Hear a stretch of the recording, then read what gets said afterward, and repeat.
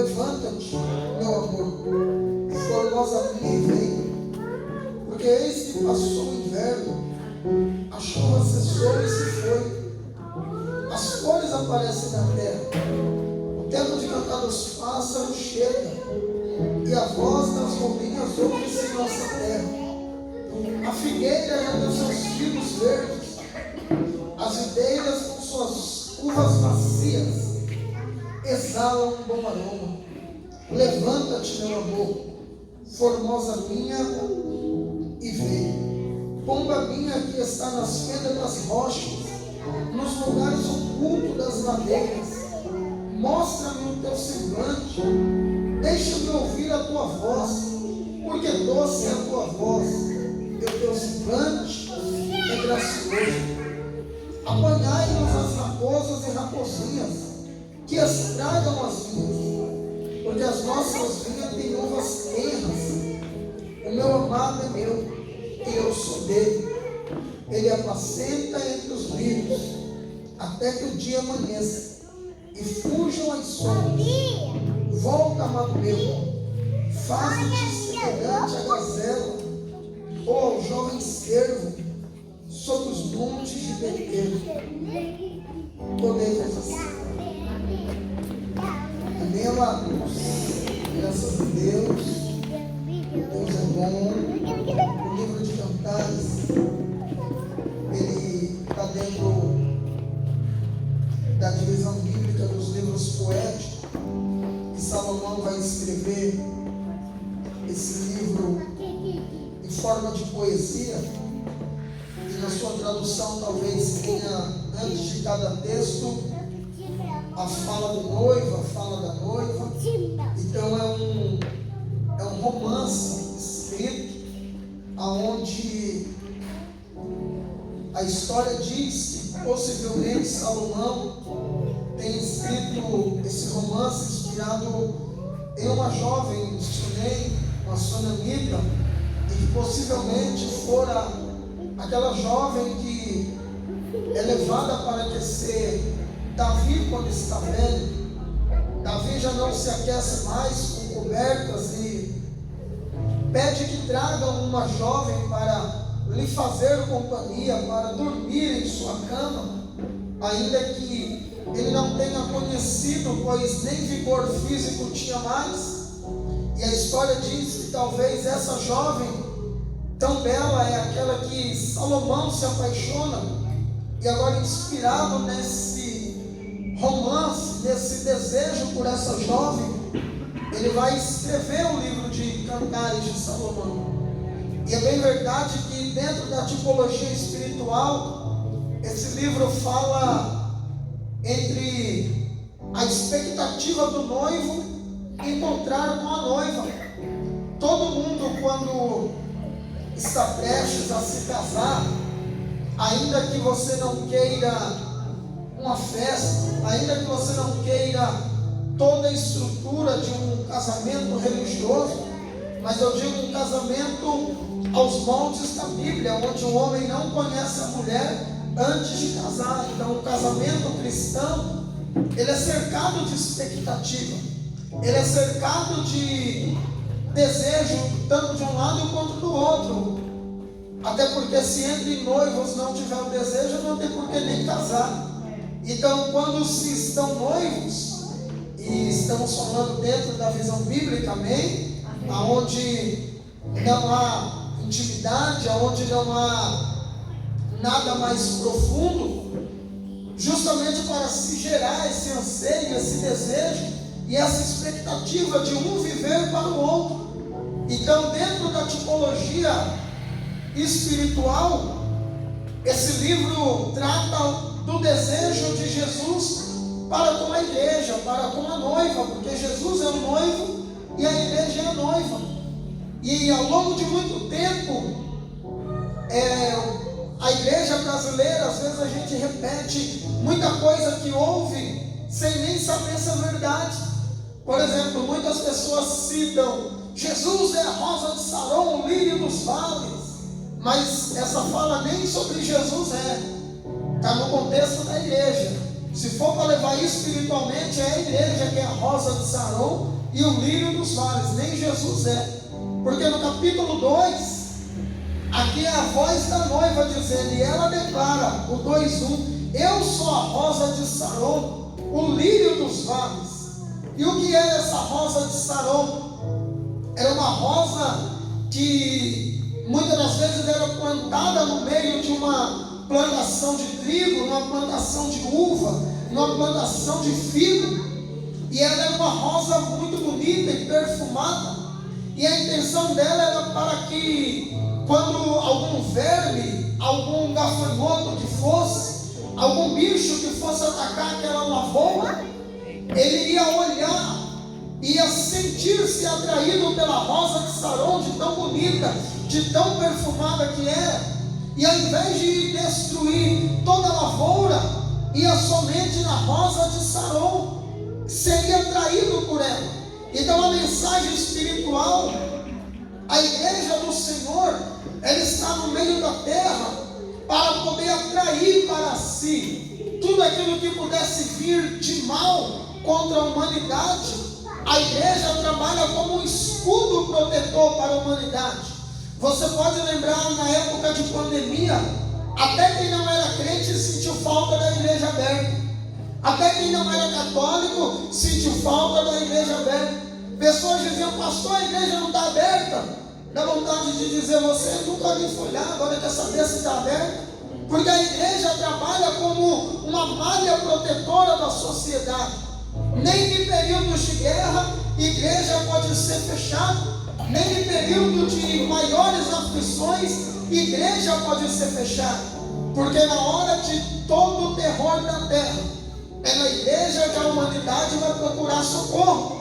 Então a igreja, sendo essa rosa de Saron, quando o inimigo vem contra a humanidade, é ela que protege toda a humanidade. O lírio dos vales, algo lindo, raro, aonde crescia no meio dos vales, dos desertos, e uma flor muito linda, aonde no Evangelho de Jesus lá na frente vai dizer que nem Salomão se vestiu tão bem, tão formoso.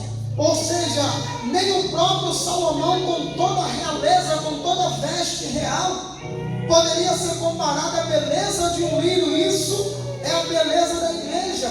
A beleza da igreja não está em estrutura física propriamente dita. É óbvio que queremos sempre um templo bonito, cadeiras confortáveis, um ar-condicionado, um belo som, mas isso é estrutura, não é a essência da igreja. A essência da igreja é você ver alguém sentir a presença debaixo de uma ponte, é você ver alguém sentir a presença dentro de uma célula em um quintal, é você ver alguém sentir a presença, você falando para ele, talvez sem nenhuma Bíblia na mão, sem nenhuma estrutura, sem luz, sem microfone, sem louvor, e ali aquela pessoa chorar, se quebrantar e falar, eu quero esse Jesus que você está me anunciando. Então a beleza da igreja, o lírio dos vales, era onde não tem formosura nenhuma, alguém olhar e sentir-se atraído pela palavra que está sendo pregada. O lírio dos vales é quando você olha a situação mais inóspita possível e você vê as pessoas se quebrantando, na onde países, essa semana a gente conversava aqui quebrando o altar, países que o evangelho é perseguido. E até dizia ali do presbítero Regi que o Brasil, como tem muita água, é abundante de evangelho e de igreja, as pessoas não dão valor. Quando a água é demais, há desperdício. Talvez você já viu na sua casa, seu filho vai escovar os dentes e deixa a torneirona aberta. E aí você que é mais velho fala, eita, na época dos meus pais, a gente pegava lata d'água para ir buscar água. O caminhão-pipa tinha que vir na cidade. E agora você tem e não valoriza. Porque tudo que há em excesso, a gente acaba desperdiçando e não dando valor. Uma quinta-feira dessa tem culto em várias igrejas. E você vai ver um cenário que em todas as igrejas tem cadeiras vazias. E aquela que estiver todas as cadeiras ocupadas, Muitos ali talvez nem sabem o que estão fazendo. Estão sendo levados por uma atração, por um movimento, mas poucos chegarão ao verdadeiro conhecimento do Senhor.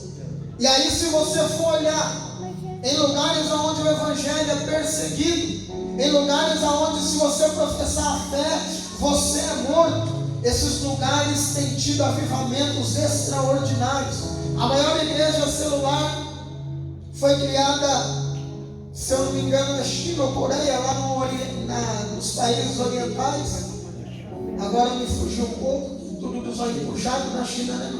Tudo parecido. Então, nossos irmãos chineses, aonde em apartamentos minúsculos, porque é um país muito populoso, então os apartamentos minúsculos, e a glória de Deus se manifestava, pessoas eram salvas, pessoas eram batizadas no Espírito.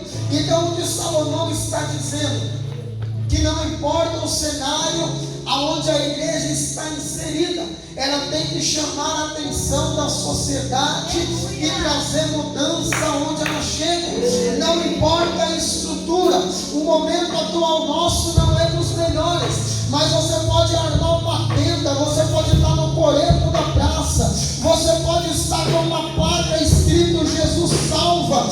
Alguém tem que olhar e se sentir atraído.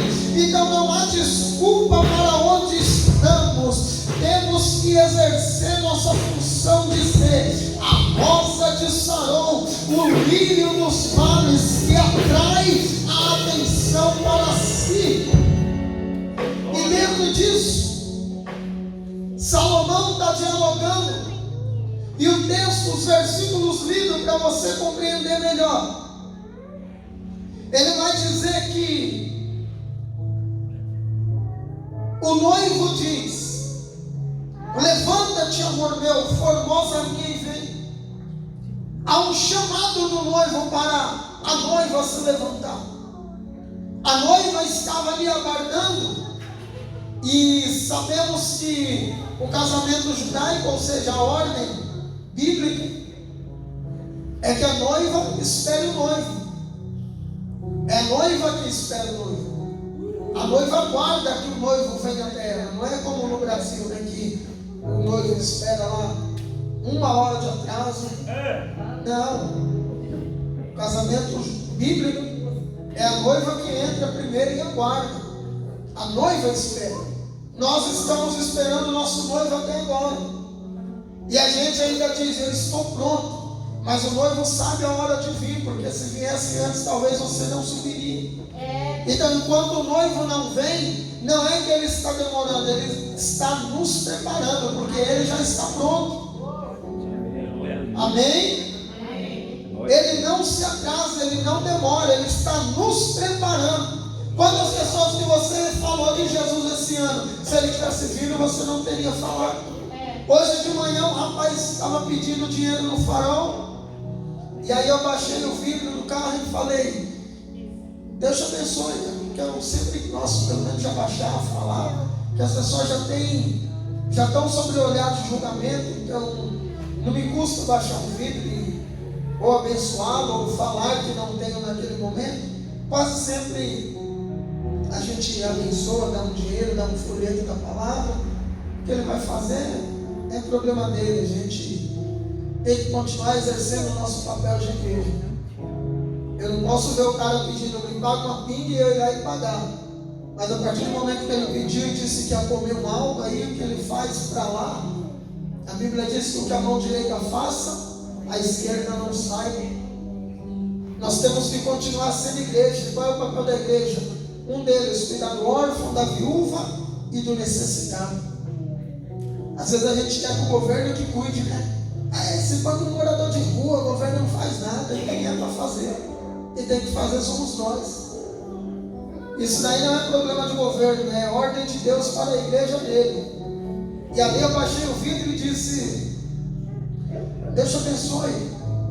E aí ele falou assim: eu nem vou pedir mais os outros carros, porque eu já ganhei meu dia. E aí eu falei: você é uma joia para Deus. E aí ele foi se retirando de costa e disse: eu preciso voltar para Jesus, ora por mim, meu nome é Antônio. E aí o farol abriu e eu saí. e ele fez sinal de reverência e recuou. O que é que isso nos fala? Que talvez uma simples palavra, um simples momento que alguém enxergou ele, porque todos de vidro fechado, alguns nem olham. Você vê no farol, o cara passa, as pessoas nem olham, finge que não está vendo, ignora aquela pessoa.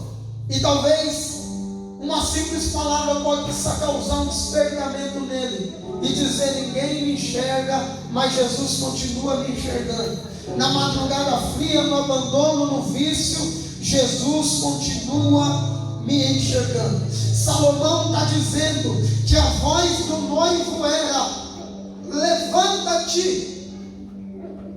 A voz do noivo era para a igreja se levantar, a noiva. E quando o noivo diz levanta, ele está falando de um tempo de despertamento. Nós pregamos que vai ter um avivamento, mas nós estamos dormindo. Não virá avivamento sem ação da igreja.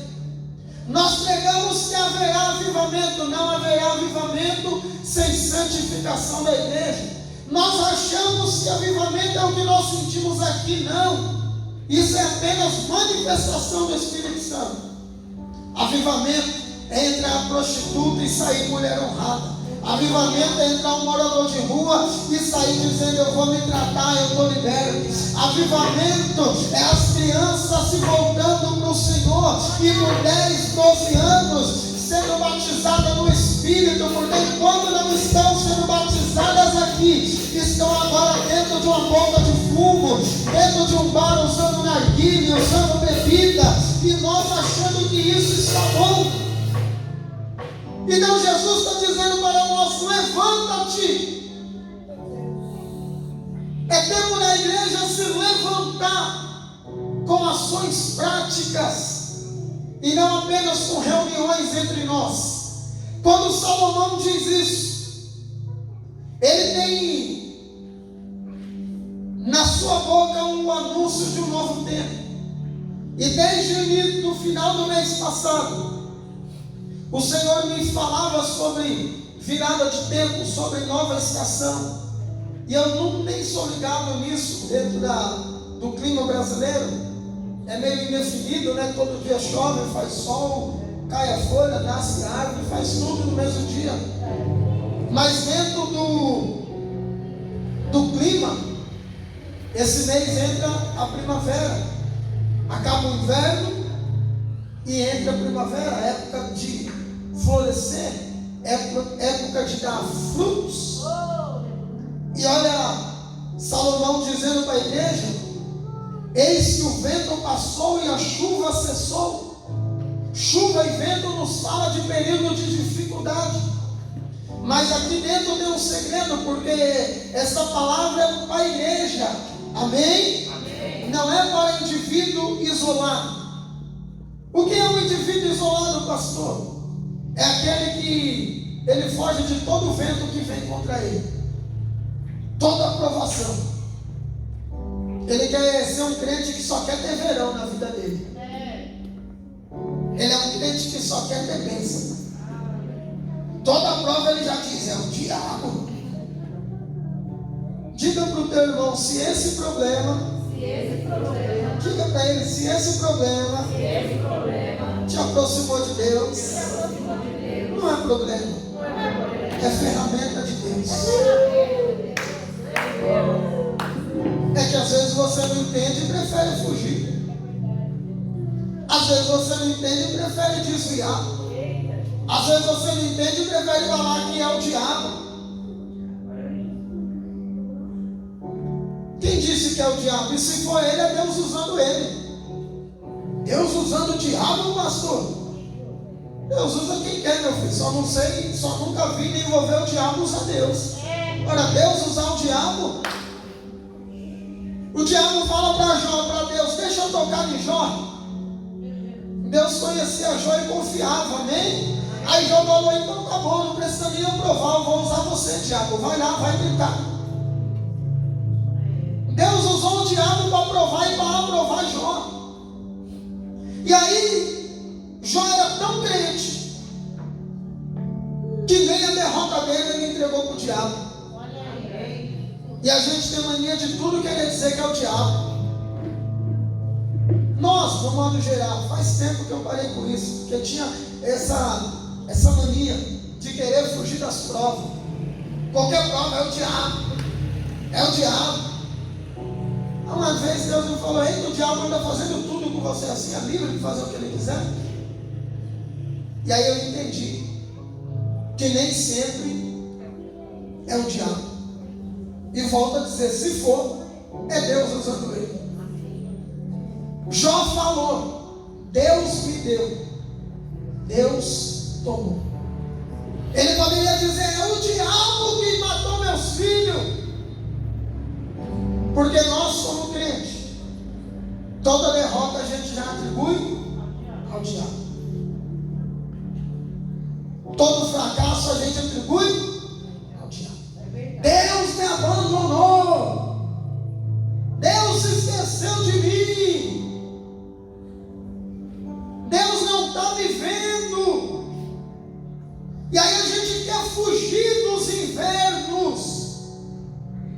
Filhão, sua vida pode até ser sol o ano inteiro. Ou você querer andar na vibe que dá sol. Tá um friozão, na vontade recada, de óculos na cara, para mim está tudo bem.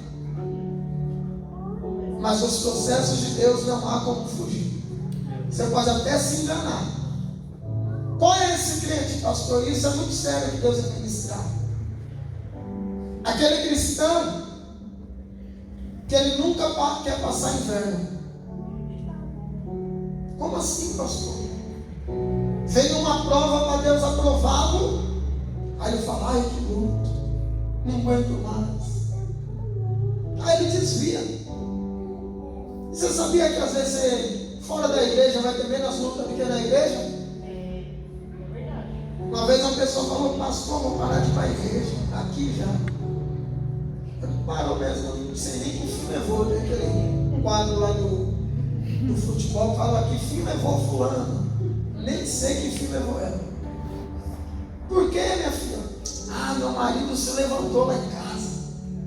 É só começar a buscar, ele se levanta. Então eu vou dar uma segurada para calmar os ânimos. Ela parou de vir, eu tenho certeza que ele virou uma seda. Porque quando você negocia com o diabo, ele tira o pé do acelerador mesmo. Você cedeu, cai ele. Ah, a mulher para de ir para a igreja, a mulher para, o cara para até de beber, chega em casa no horário. Capaz da mulher chegar, ele está fazendo a janta. A mulher fala: ele ainda melhorou. Olha aí. Então foi parar de ir para a igreja. A serpente maior que tem na terra, ela mata abraçando, não é mordendo não. Se eu fosse pentecostal ainda, aquele se faixou, ia falar: eita, desceu. Tem aqueles, né? A gente não é mais tão menino assim, né? Então se fala, Jordão, fala do ouvido. Aí dá um tapão. Desceu agora. Mas foi. A serpente mata é abraçando. É o conforto que vai levar muito crente para o inferno, infelizmente. Porque ele quer fugir dos invernos da vida. Irmãos, por nós a gente pulava todas as provas. Quem já jogou videogame? Agora não ser crente, você não joga Free Fire, esse negócio aí.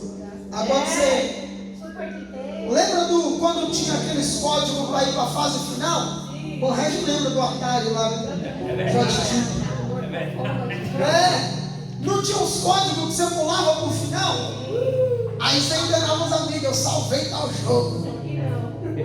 Já pulava direto. E o de futebol tinha uma covardia. Você chutava no meio de campo, apertava o pause, aí quando voltava era gol direto. Tinha uns truques lá no Nintendo. Entendi. Agora pode mais gravar, você é criança. E aí quem era mais rápido ultrapasseava, chutava, apertava, gol. Pulando. Então se a gente pudesse, a gente pulava. Quem está entendendo diz amém. Imagina José.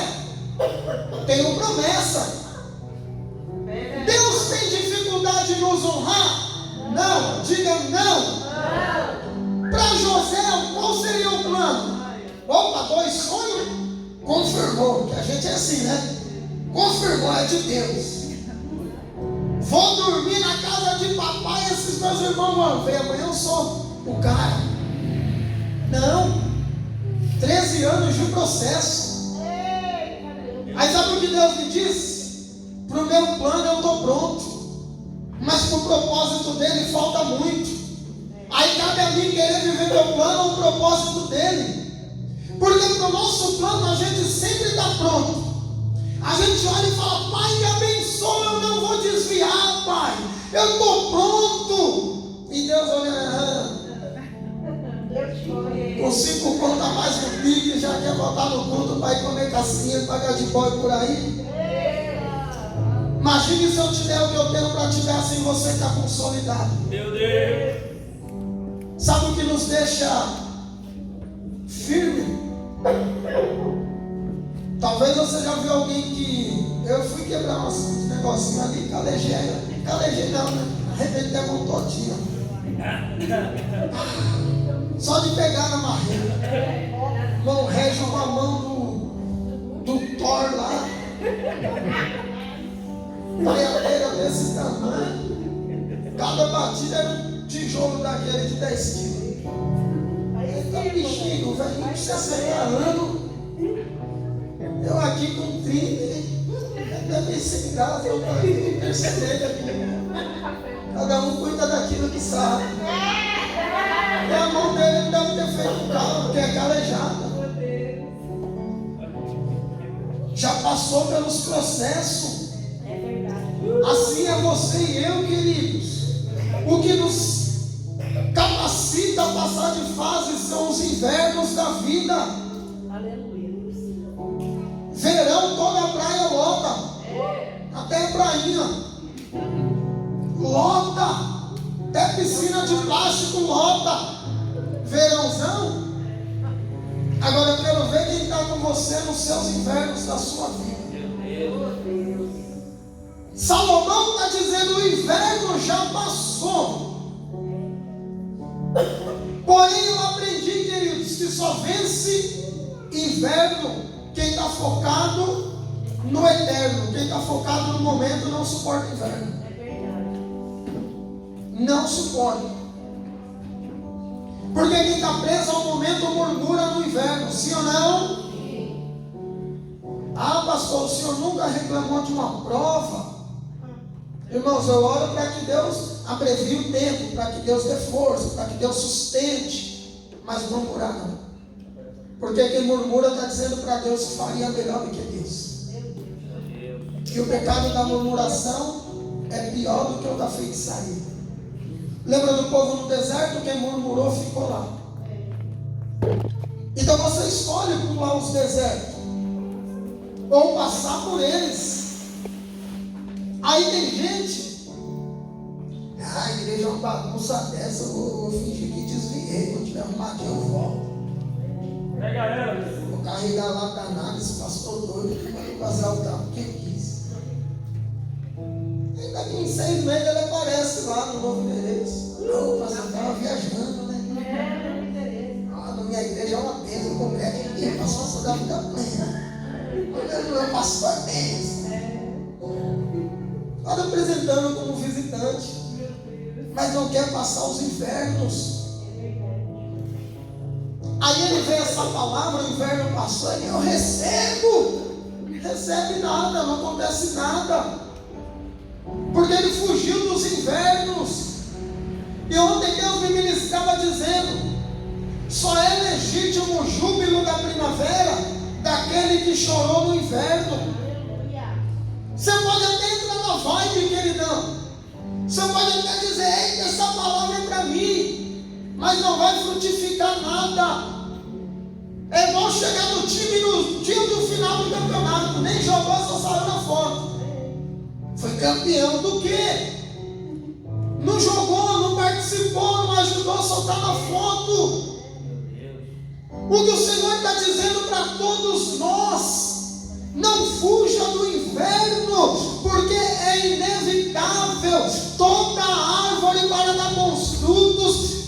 passar pelas 4 estações. Outono cai as folhas, ou seja, nem sempre você vai estar bem, vai estar 1 milhão, vai estar avivado. Tem tudo que você vai vir carregado, vai vir para mim poder te ver, vai vir que é para poder ninguém te reclamar.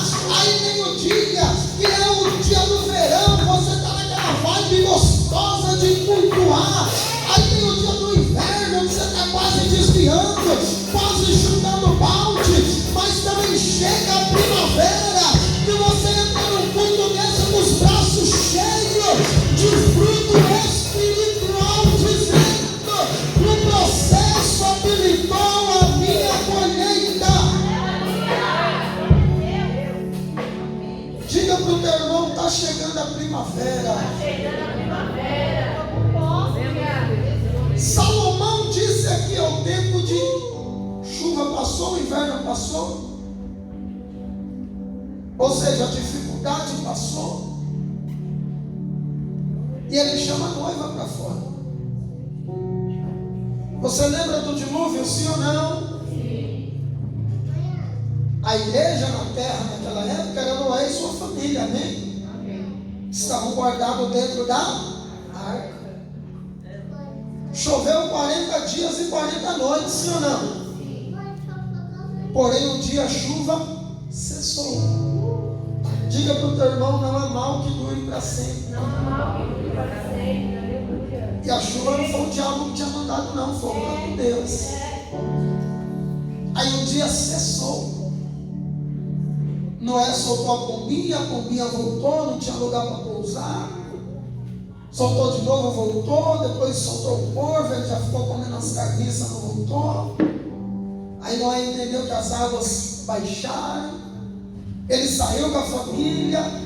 Era Deus dizendo: a chuva passou, Noé, o tempo de cantar chegou.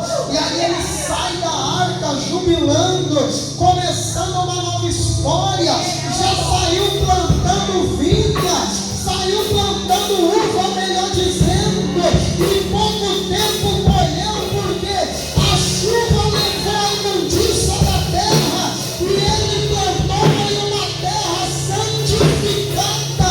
A chuva não é para nos matar, é para limpar, para levar as impurezas e trazer fertilidade.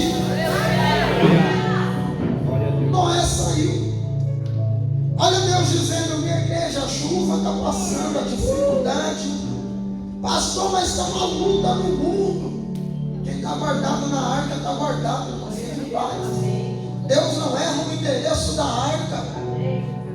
Não há chuva que possa nos tirar. Amém? Amém. As flores aparecem na terra. Flor para o cortejo nupcial é essencial. Toda noiva tem um buquê de flores. Ainda que ela não queira, mas tem, é símbolo do casamento. Caminho de flores, as pétalas de flores.